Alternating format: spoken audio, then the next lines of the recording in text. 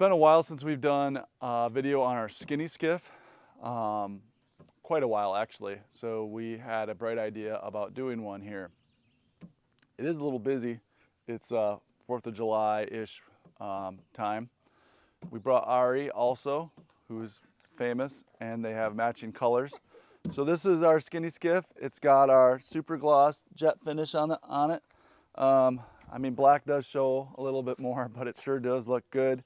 And it's definitely the stealth craft way per se. The skiffs have lower sides and less rocker, which allows them to push row a little bit better. And they run pretty skinny because they're flatter. That's the concept on them. In heavy water, like really big rapids, the traditional drift boats that we build are going to back row a little bit better. But the skinny skiffs have a lot of room. They're really stable. And they're lower sided, perfect for the Midwest or anywhere that's really windy, which is kind of everywhere. A lot of guys in Wyoming love them. People love them here in the Midwest. Sometimes I think drift boats, you just kind of pick them for what the looks of them. Some people think these look great. Some people like the traditional drift boat style, but that's the biggest difference. Skiffs push row better. Drift boats kind of back row better, if there was differences. So we'll go over a few more things. Once again, super gloss sides. Our K5 spray urea bottom, which if you haven't heard, that's some spray plastic that we do. It's really awesome. It goes on hot, melts into the boat, awesome stuff. The popularity of this boat is it's super light. And you know, I'm getting old. I can get right under here, pick it up, no problem. And it's still a full-size boat, so guides could use it. It still has a ton of storage. And it rows super good. We talked about the bottom. This boat has the real lightweight. These are the Cataract fancy oars. These are Streamlights, but they're lightweight, really nice. We have all of this is sprayed with our K5, so it's super strong. All the braces in here, and they have the nice black. This is an anchor nest. We usually take these in and out of the boat. This has a double pull on it. You can see black is our favorite color here. This boat is actually shipping to like that South Holston area, Georgia area.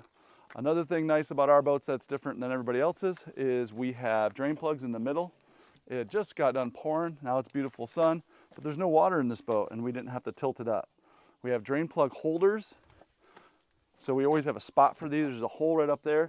But the nice thing about all of our boats is they're thick enough. Our competitors' boats, they don't like putting drain plugs in the middle because they're just truly not thick enough.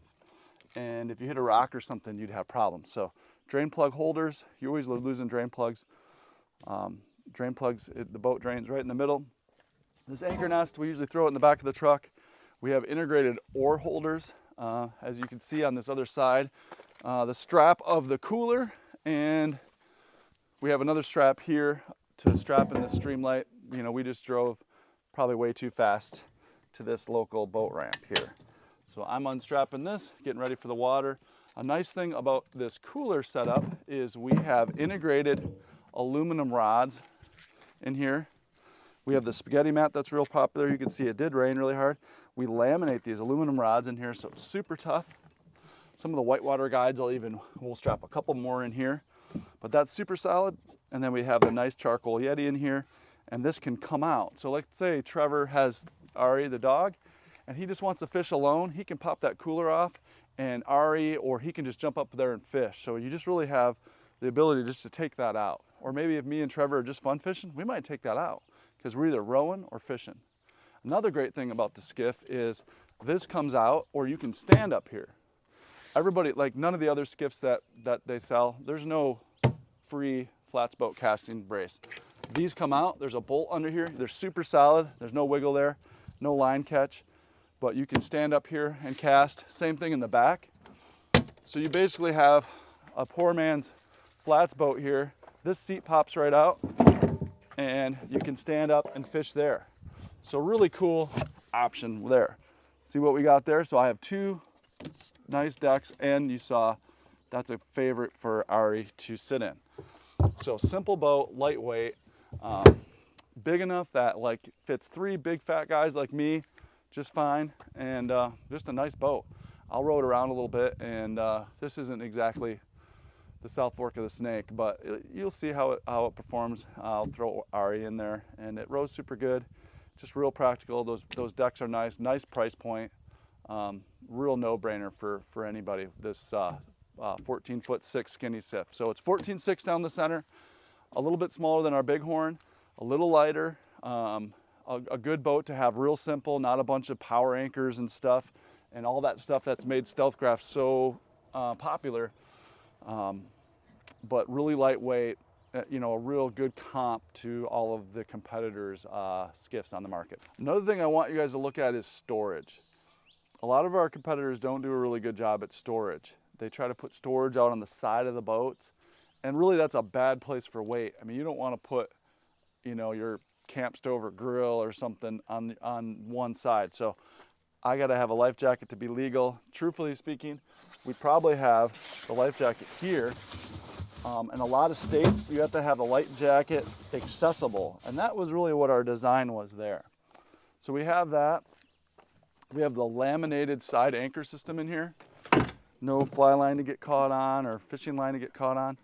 So good storage here, tons of storage here. You can put a grill, whatever. You guys know how a Yeti 45 is, and then this is lockable dry storage too. So way better storage options, and this is big. You can fit a lot of stuff in there. So really look at our storage options, and this is lockable too, if you had to put something valuable in there. So definitely look at our storage options, and this is just our 14'6", and it has more storage than a big, you know, competitor's boat. So I'll roll it around for you. So this is actually our standard trailer, even though it has some custom upgrades.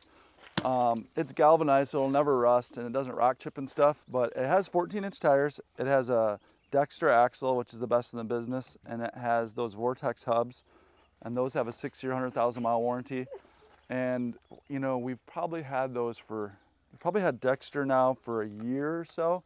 We're really happy. It's the best in the business. We've had trouble getting them on board, but they are 100% on board now.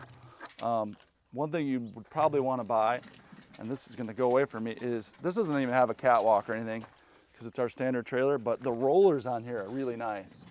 Once again, I'm pretty old and I'm at like a no effort kind of scenario right here, and the boat is off. And I'm going to just kind of power launch it right here. Maybe. By the time I get back here, it should slide right off. Maybe a couple sticks of the oars, and it'll look like we rehearsed it. Look at that. This thing rows really nice. It's still, as I say, I'm being kind of particular when I say it doesn't back row. It just has less rocker, and rocker allows the boat to back row and not hit current. But as far as push rowing and being super stable, this boat fishes like a Cadillac. One nice thing about our trailer is we do have a hook here when you're transporting. It's right here on the trailer. So when you're transporting your rig, you can hook this on here, and then it's right there, nice and convenient for you when you're at the boat ramp.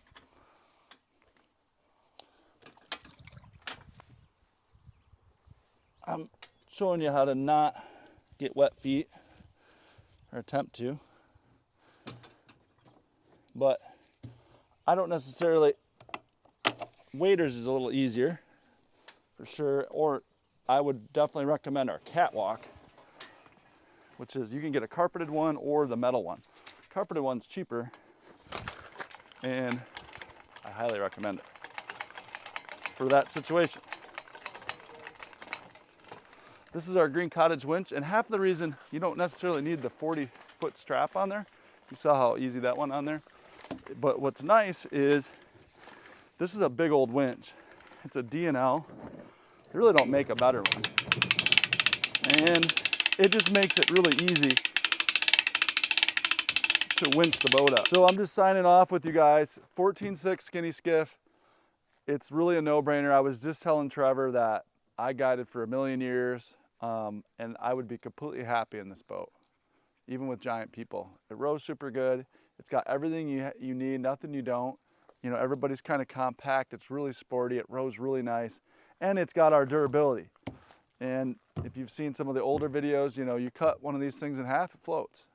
No one else does that. No one has, you know, level 5, you know, Coast Guard flotation in their boats. So they motor great, they row great. And we have this spray plastic bottom, so now you don't even have to ever worry about hitting rocks all day. The advantages of the plastic build and the durability of a plastic build, but the prettiness of a fiberglass build. So 2 good things in one. But we'll see you soon on the river.